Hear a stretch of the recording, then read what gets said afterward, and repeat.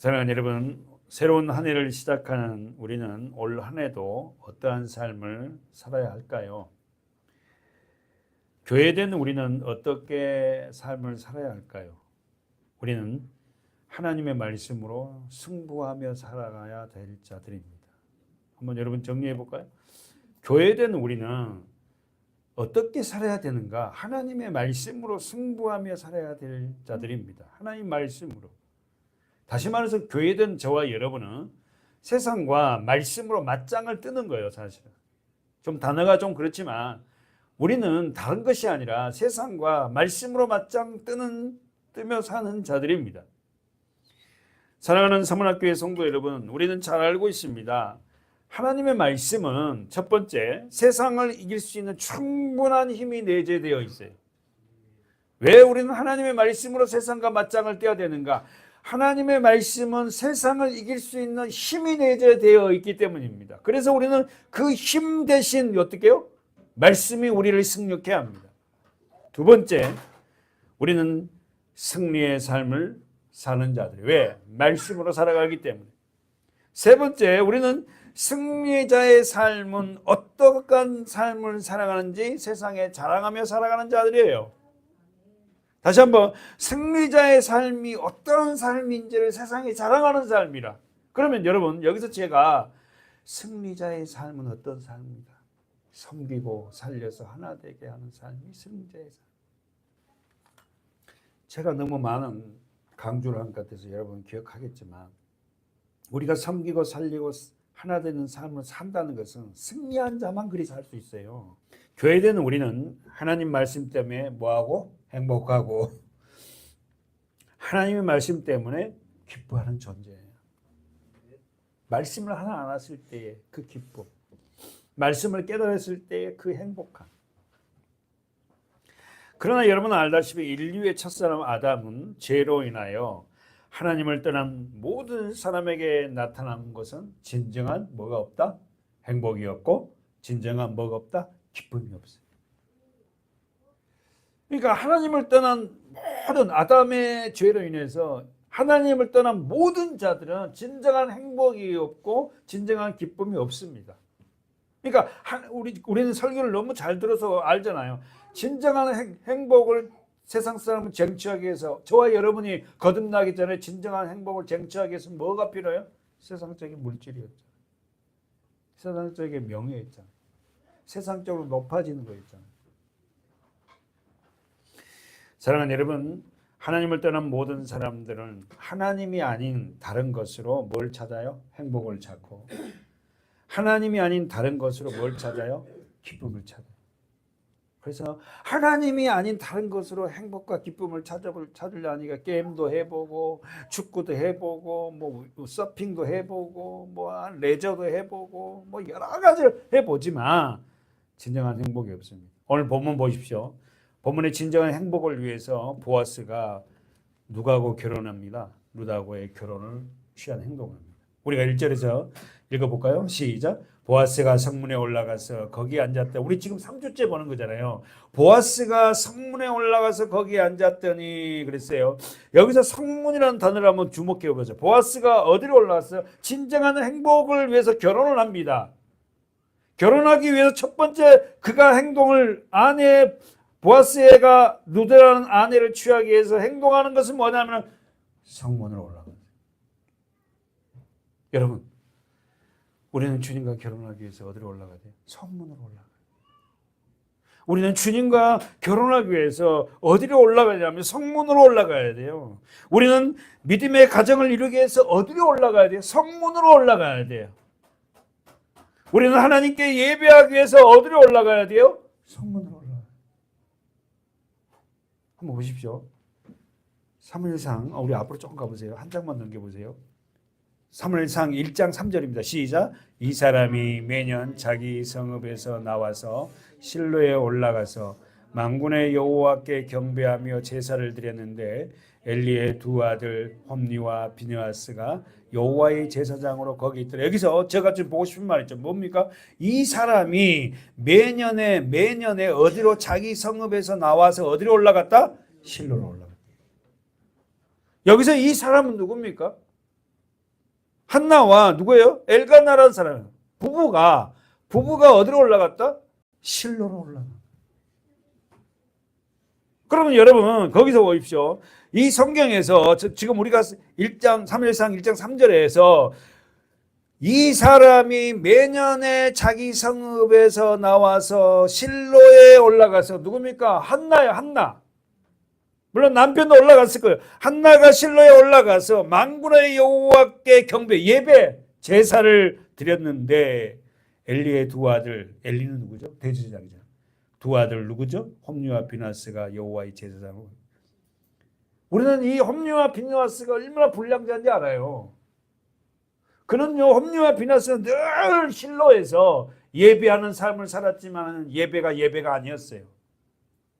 이 홈리와 비나스는 완전 불량자입니다. 예배를 무시하고 자기 마음대로 드리고. 사무엘 어머니 이름이 누구죠? 한나입니다. 사무엘 어머니 한나는 어디로 올라가요? 실로로 올라가요. 실로가 뭐가 있길래? 첫 번째, 실로를 왜 한나는 올라갔어요? 실로에가 뭐가 있기에? 실로를 왜 올라가서 예배를 드려요? 첫 번째, 실로에는 뭐가 있다? 법궤가 있어요. 저 보세요. 법궤. 법궤는 뭐죠? 말씀. 그러니까 사실요, 우리는요, 우리 교회에 올라온 이유가 뭐냐면 예배하러 오는데 그 중점은 말씀을 드리러 오는 거예요. 말씀을. 뭐뭐 왔다 가는 게 아니라 우리는요, 하나님 앞에 나와 올라온 자들인데 뭐 하려면 말씀을 들어. 법궤가 있는 거. 두 번째.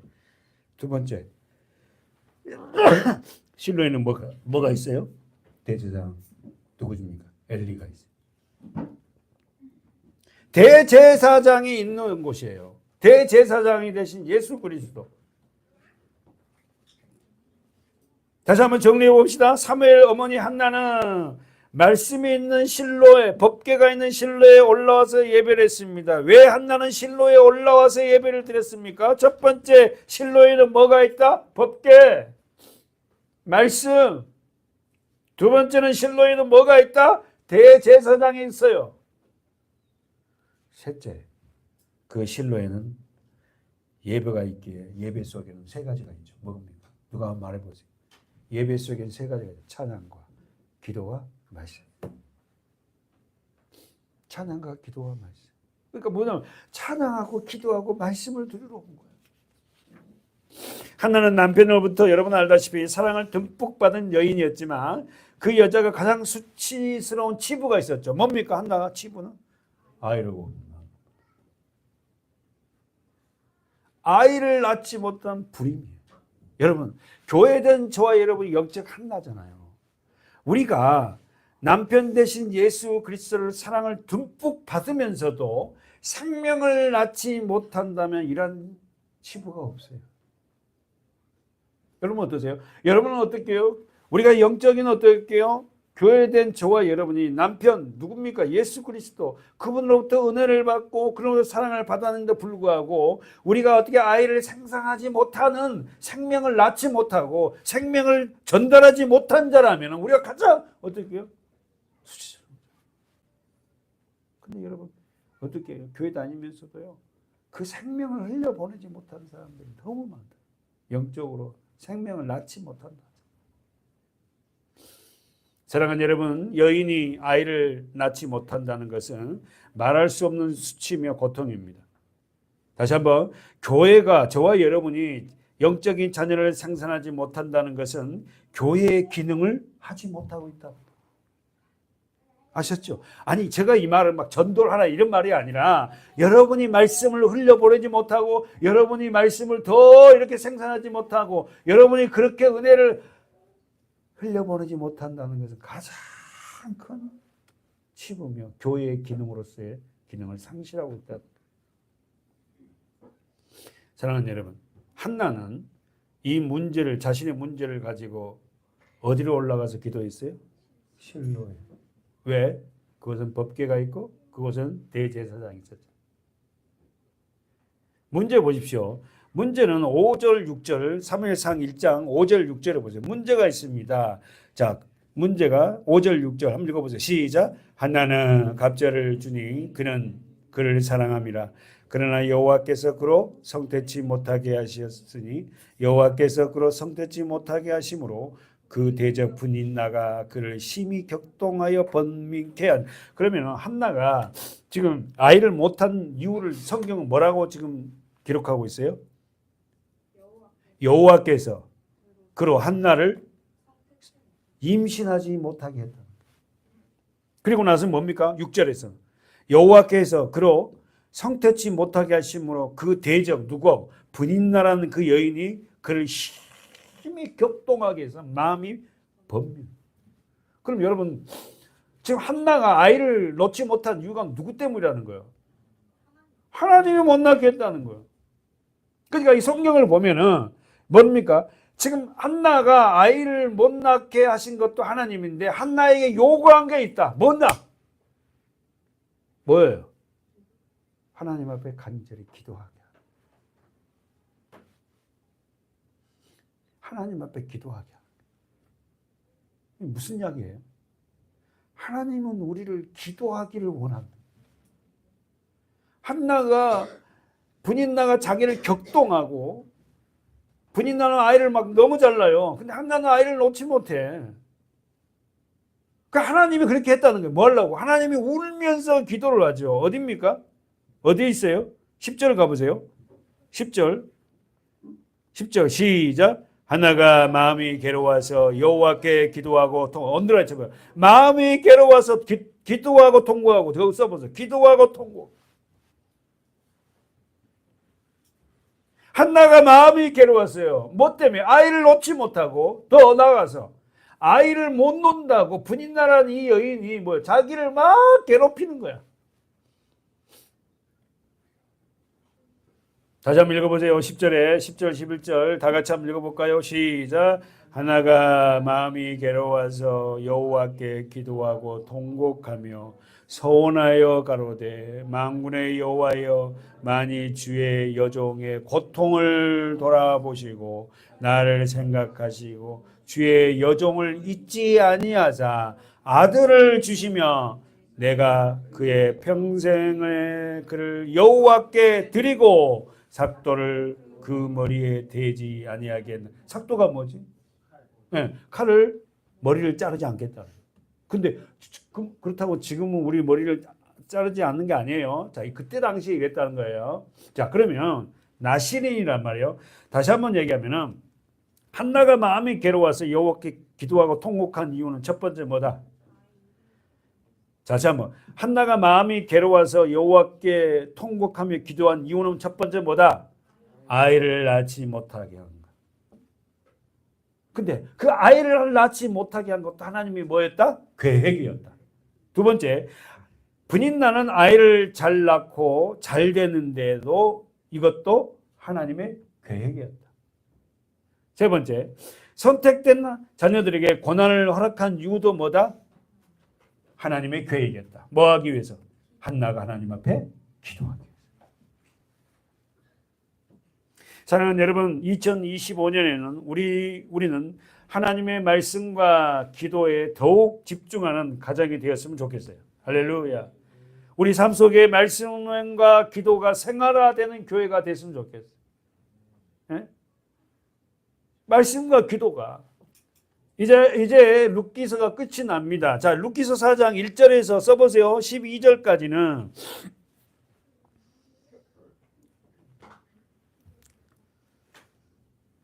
룻기서 4장 1절에서 12절까지는 보아스는 룻과 결혼하기 위해서 법적 절차 써보세요. 룻과 결혼하기 위한 법적 절차. 결혼이라는 게 그냥 만나서 이렇게 되는 게 아니라 많은 일들이 있어요. 룻기서 1장 12절에는 보아스는 룻과 결혼하기 위해서 많은 법적 절차를 밟아요. 법적 절차를 밟는다고. 두 번째, 문단은 13절에서 써보세요. 17절까지예요. 결국은 두 번째 13절에서 17절에는 룻과 보아스가 뭐래요? 결혼합니다. 오늘 여기 안 나가겠지만 결혼하면은 생기는 게 뭐죠? 자녀가 오벳이 탄생이에요. 그리고 마지막에요. 18절에서 22절까지는 족보입니다. 신기합니다. 룻기서 신기해요. 족보로 끝나요. 혹시 이 룻기서를 다 읽어보고 오셨는지 모르지만 룻기서 4장 22절 보세요. 시작. 오벳은 이새를 낳고 이셋은 여기서 다윗에 주목하는 거예요. 이 성경이요 얼마나 이게 기가 막히게 기계적이고 체계적이고 정교한지 몰라. 다윗이 나오는 거야. 구약의 최고의 왕이 누구? 다윗. 그래서 여러분 우리 신약에 넘어가면 어떻게 마태복음 다윗의 자손 예수 그리스도가 나오잖아요. 그렇죠? 다윗의 자손 예수 그리스도의 족보를 시작한단 말이에요. 그래서 어떻게 해요? 이 룻이라는 이방 여인을 통하여서 누가 온다? 다윗이 온다. 누가 온다? 예수가 온다. 룻기서는요 정말 대단한 신묘한 책입니다. 정리해 볼까요? 보아스는 자 우리 본문 4장 1절에서 오늘 우리가 몇 절까지 읽었죠? 8절까지만 읽었어요. 그래서 원래는 14절까지 읽어야 되는데 보아스는 자신의 기업 물을 자를 이행하기 위해서 법적 절차를 밟수고 있습니다.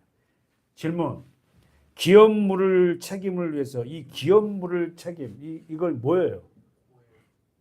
고엘 제도라는데 이걸 한마디로 함축하면 뭐예요? 세 가지라 그랬잖아요.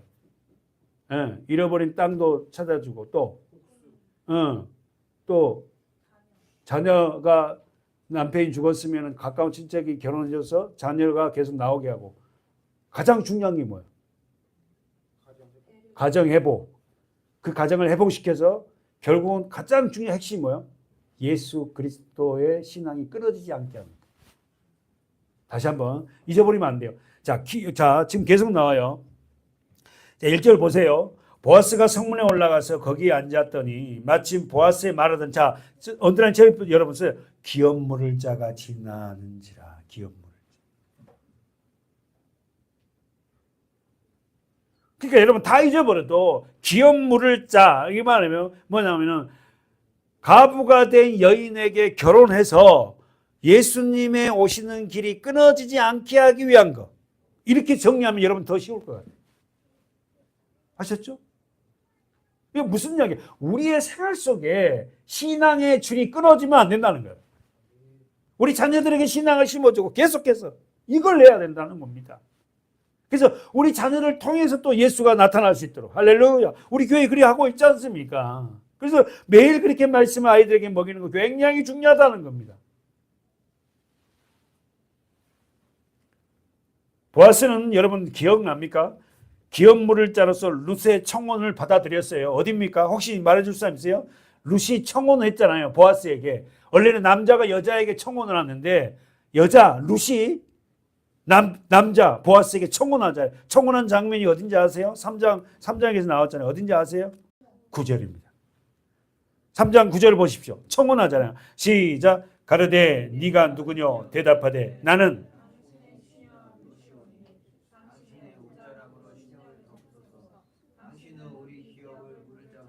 할렐루야. 룻이 여러분 알다시피 룻이 어떻게 합니까? 보아스의 발끝에 이부자를 폈잖아요. 그래서 어떻게 보아스가 깜짝 새벽에 놀랐고 보니까 어떻게 여인이 누워 있는 거야.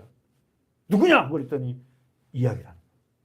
당신은 우리의 기업을 물을 자. 어쩌라고 덮어주세요. 이 말은 청혼을 결혼을 그 청혼을 받아들입니다. 사랑하는 여러분, 오늘 본문 다시 우리가 보면은 보아스가 기업 물을 자로서 룻의 청혼을 받아들이긴 했지만 먼저 해야 할 문제가 있어요. 뭔지 아는 사람? 법적 절차. 왜 법적 절차를 밟아요? 자기보다 더 가까운 기업 물을 자가 있는 거예요. 그래요. 정확하게 자기보다 가장 가까운 기업 물을 자가 있는데 그 사람이 포기하고 나면 자기 순서야. 무슨 말이에요? 여러분 아무리 하나님 앞에 정당하다 해도 우리가요 그 절차를 밟아가면서 신앙생활을 해요. 그냥 되어지는 게 아니에요. 하나님의 복은 그냥 오는 게 아니라 어떻게 합니까? 우리 아이들도 이런 절차를 밟으면서 신앙을 자라가게 하면 이 자녀들에게 어떻게 해요? 하나님이 정말 하나님의 크신 일들을 행한다. 왜? 어릴 때부터 신앙교육이 돼요. 그래서 중간에 믿는 사람들이 신앙생활이 올바르지 못하는 것들은 올바르지 못한 이유가 바로 그래요. 그러나 어린아이 때부터 신앙생활을 꾸준히 하는 사람들 있잖아요. 얘들은 이런 신앙인들은 그렇게 막 흔들리고 그러지 않습니다. 왜냐하면 어릴 때부터 그 신앙이 체계적으로 이렇게 되어져 가니까 그래요. 어려운 일이 오지만은. 사랑하는 여러분, 아무리 룻이 예쁘고 또한 보아스가 룻을 어떻게 해요? 청혼을 받아들이게 했지만은 보아스는 먼저 해야 할 문제가 있다는 겁니다. 그 문제는 나오미의 가족 중에 자신보다 더 가까운 친족이 있다는 거예요. 보십시오. 이제 그 일을 시작합니다. 그러면서 이제 1절, 2절에서 지금 1절 하반절에 보아스가 그에게 이르되, 다시 한번 보십시오. 보아스가, 제가 읽을게 1절, 2절. 보아스가 성문에 올라갔어요. 거기에 앉았더니 마침 보아스의 말하던 기업 물을 자가 지나는지라. 보아스가 그에게 이르되, 자, 아무여, 가로 묶어 보세요. 이리로 와서 앉으라. 여러분, 성문은 많은 사람들이 들랑달랑하는 곳이고, 성문은 장터예요, 장터. 거기서 재판도 했고요. 예. 근데 거기에 딱 앉았는데 마침 누가 지나가? 그 기업 물을 자 1번 순위가 지나갑니다. 그래서 보아스가 그에게 이르되, 이름을 대면서 아무여 이리 와서 앉으라. 그가 와서 앉았어요. 그리고 나서 보아스는 2절에 보십시오. 어떤 일을 합니까? 보아스가 성읍장로 몇 명을 청해요? 2절에 보아스가 성읍장로를 몇 명을 청했어요? 왜? 증인이 필요하죠. 법적 증인이 필요하죠. 정리해 볼까요? 성문에 올라 앉았어요. 자, 성문 써보십시오. 첫 번째, 백성들이 출입하는 유일한 곳이에요. 그래서 그 성문에는 시장이 열리고 많은 사람이 물물 교환을 하는 곳입니다. 둘째, 그 성문에서는 무슨 일을 하냐면은 소송이나 일반 생활의 문제를 해결하는 법정 기능을 담당해야 돼요. 그 10명을 청하는 거예요. 성문은 뭔 일이 벌어졌다? 시장이 열리고 많은 사람이 문물 교환을 통하여 생활을 이어가신 곳이고, 둘째는 소송이나 일반 생활의 심판을 하는 법정 기능. 써보세요. 법정 기능.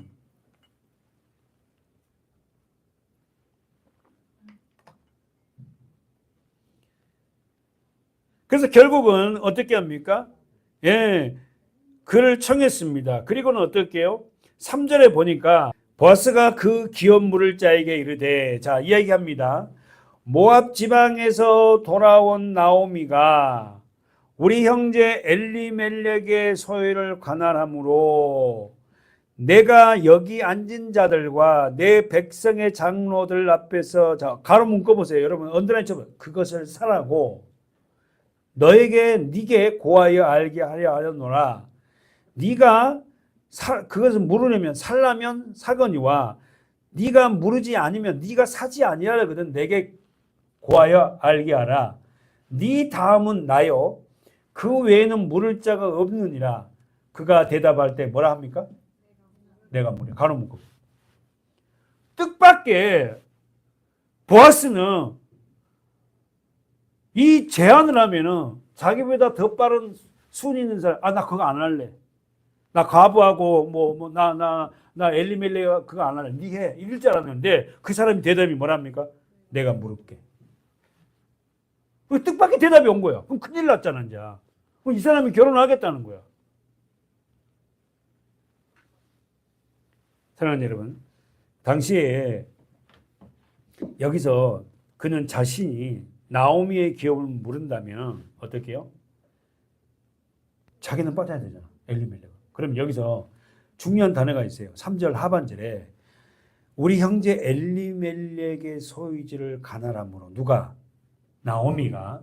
나오미 누구죠? 엘리멜렉 부인이에요. 여기서 관할함으로, 이 말은요, 팔려함으로. 다시 한번 모압 3절을 보세요. 모압 지방에서 돌아온 나오미가 우리 형제 나오미가 우리 형제 엘리멜렉의 소유지 땅을 관할함으로 이 말이 해석이 땅을 팔라고. 왜 땅을 팔라 그러죠? 가난하니까 먹을 게 없잖아. 남편이 남겨놓은 땅이 있었어. 그 땅을 팔라고. 예? 그게 무슨 이야기예요? 나오미에게 뭐가 있다? 땅이 있다. 그 여러분, 우리 한국 성경에는 우리나라 말은 이렇게 했지만 이 기업 물을 자 1번 순위는 나오미를 사랑해서 결혼하려는 게 아니고 이 땅에 관심이 많은 거예요. 결혼하면은 엘리멜렉의 땅이 전부 다 누구 거야 돼? 내 거야 되거든. 자기 거야 돼. 그래?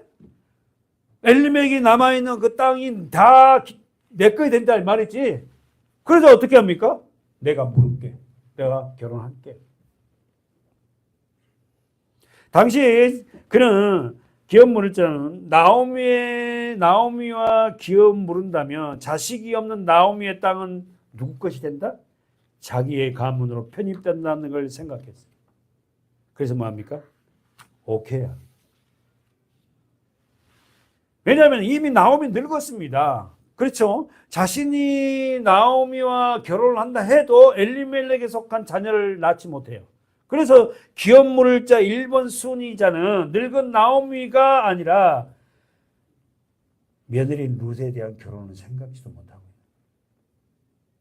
보세요. 5절. 시작. 보아스가 가로되. 자, 언더라이트만 네가 나오미의 손에서 그 밭을 사는 날에 곧 죽은 자의 아내 모압 여인. 자, 언더라인. 룻에게서 사서 그 죽은 자의 기업을 그 이름으로 있게 하여야 할지라 그랬더니 6절에 시작. 그 기업 물을 자가 가로되 나는 손해가 있을까요? 기르지 못하느니. 갑자기 룻을 딱 얘기하니까 기업 물을 1번 자가 야 나오미가 아니라 룻하고 네 결혼해야 돼.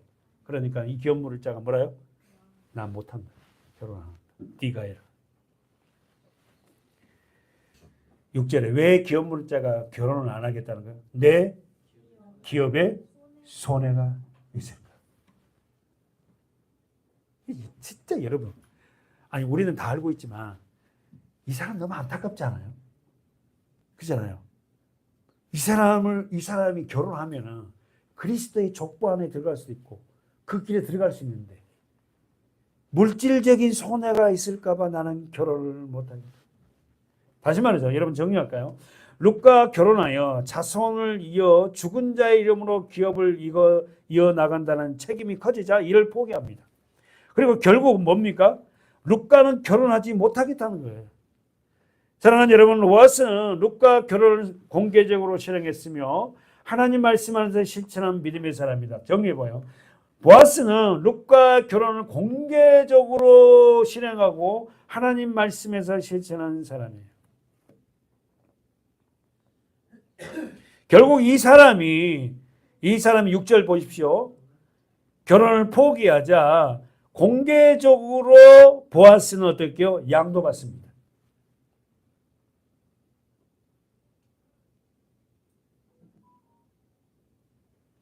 보아스는 엘리멜렉 가문의 기업 물을 문제와 더불어 룻과 결혼 문제를 어떻게 했다? 합법적이고 공개적으로 해결합니다. 7절 8절 보십시오. 시작. 옛적 이스라엘 중에 모든 것을 물거나 교환하는 일을 확정하기 위하여 사람이 그 신을 벗어 그 이웃에게 주더니 이것이 이스라엘 증명하는 전례가. 자, 기업 물을 자가 어떻게 합니까? 자기가 포기를 어떤 식으로 해요? 신발을 벗어버려요. 8절 보십시오. 시작. 이에 그 기업 물을 자가 보아스에게 이르되 네가 너를 위하여 살아 하고 그 신을 벗자. 언더라인. 그 신을 벗습니다. 여러분 신발을 벗는다는 것은 어떤 의미죠? 자신의 권리를 포기합니다. 자, 신발을 벗는다는 것은 자신의 권리를 포기한다. 거기서 7절 보십시오. 7절. 자, 시작이 어떻게 시작합니까? 옛적 이스라엘 중에 옛날 이스라엘 중에 신을 벗은 사람이 있었죠. 누굽니까? 출애굽기 3장 가보십시오. 자, 신을 벗는다는 건 어떤 겁니다? 권리를 포기하는 거예요. 출애굽기 3장 1절에서 5절. 자, 지휘 한번 읽어봐 줄래요? 출애굽기 3장 1절에서 5절. 모세가 그 장인 미디안 제사장 이드로의 양 무리를 치더니 그 무리를 광야 서편으로 인도하여 하나님의 산 호렙에 이르매 여호와의 사자가 떨기나무 불꽃 가운데서 그에게 나타나시니라. 그가 보니 떨기나무에 불이 붙었으나 사라지지 아니하는지라. 이에 가로되 내가 돌이켜가서 이 큰 광역을 보리라.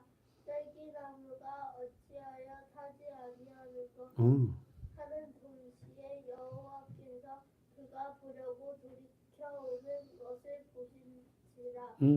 하나님의 떨기나무 가운데서 그를 불러 가라사대 모세야 모세야 하시되 그가 가로되 내가 여기 있나이다. 하나님이 가라사대 이리로 가까이 하지 말라. 너의 성 곳은 거룩한 땅이니 내 발에서 신을 벗으라. 언더라인 뒤에 와 우리 집이 잘 읽네. 내 발에서 신을 벗으라. 그 언더라인 쳐보세요.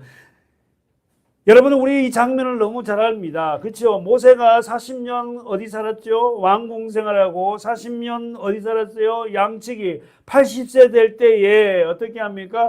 호렙산에서 양을 치고 있는데 하나님이 나타났어요. 어떻게 나타났다? 모세가 이 떨기나무 같은 나무에 불이 붙어 있는데 어떻게 해요? 이 나무가 사라지지 않고 불이 붙어 있는 거예요. 세상에서 가장 재밌는 구경이 무슨 구경이다? 불구경이다. 그래서 그 불구경 가는데 그 불 속에서 목소리가 들렸어요. 뭐라고? 모세야 모세야. 4절이죠. 모세야 모세야 이름을 불러요. 여러분 모세 이름의 뜻이 뭐죠? 물에서 건짐을. 그러니까 이름이라는 것은 그 사람의 존재를 규명하는. 우리 이름 뭐다? 성도. 그렇죠? 그러면서 모세에게 부르니까 어떻게 해요? 내가 4절 보십시오. 내가 여기 있나이다. 하나님이 가라사대 이리로 가까이 하지 말라. 왜? 왜 모세 보고 불러놓고 왜 가까이 하나님 가까이 하지 말라는 거예요? 죄인된 자는 하나님을 절대 가까이 할 수 없어요. 왜? 하나님은 죄를 보고는 절대 견디지 못해요. 그러면 너의 성 곳은 거룩하고. 여러분 사랑하는 여러분 하나님과 함께한 그곳이 거룩한 곳이에요. 할렐루야. 여러분의 가정, 여러분의 교회, 여러분이 섬기는 곳, 그곳에서 예배하고 기도하면 거룩한 곳. 그곳에서 네 발에 신을 벗으라. 무슨 말이에요? 네 권리를 포기하라. 하나님을 만난 자들에게 나타난 모습은 뭐라고요? 반드시 하나님이 그 자신의 권리를 포기하게 합니다. 왜? 왜 그래요? 좋은 성도님. 왜 권리를 포기하게 만들까? 내 권리를 주장하고 나서는 하나님 일을 할 수 없어요. 신을 벗으란 말은 네 권리를 포기해라. 그러니까 내 권리를 내가 하겠다. 이 권리를 갖고 있으면 절대 하나님의 일을 할 수 없어요. 그러니까 모세를 처음에 만나서 모세의 80세 노인네를 통하여서 이스라엘 백성들을 구원해야 되잖아요. 그죠? 다시 말해서 우리는 삶의 주인이 내가 되어서는 절대 하나님의 일을 할 수 없어요. 그러니까 삶의 주인을 완전히 바꾸게 하기 위해서 모세를 만나고 모세에게 네 권리를 포기하라 신을 벗으라는 거예요. 그리고는 하나님이 모세를 씁니다. 사도행전 7장에 가면 이 장면이 나오죠. 사도행전 7장 30절 하랑이 한번 읽어보실래요? 40년이 참에 천사가 시내 산 광야 가시나무 떨기 불꽃 가운데서 그에게 보이거늘 모세가 이 광경을 보고 기히 여겨 바라보려고 가까이 가니 그의 소리가 있어 나는 내 조상의 하나님